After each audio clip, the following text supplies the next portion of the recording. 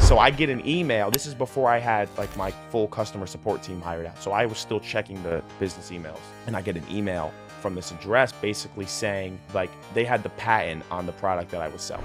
And they were like, you know, you can't sell this product. We have the patent. Everything must be taken down or we're going to pursue, I still remember, extensive legal action. That's what they said. And they wrote this whole thing with all this jargon, and I'm in my apartment. I'm at college. I'm thinking I have all this money and like kind of panicked in a sense. I was like, shit, man, like I don't want this to get bad quick. So I shut everything down. Like I turned off my ads. I pulled the website down. I unlisted the product.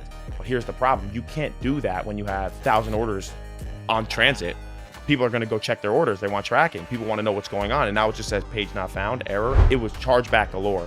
It was just chargebacks. And what people don't know, when you get a chargeback, which is when the customer calls the bank and says like this wasn't purchased or whatever, you actually get charged a fee on top of the product cost. So like if someone charges back on a $30 product, you owe $15 for the chargeback fee. So I'm getting rinsed and I don't know what to do.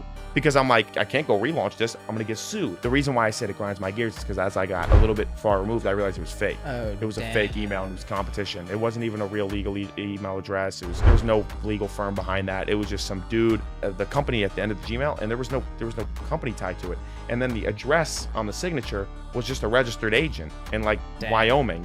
And I was like, oh my God. And I didn't realize that's like 2 months later. I was like, wow, like I got screwed. And that happened. And that lasted like 45 days where I didn't know what to do, because this is the thing where it was really pivotal for me.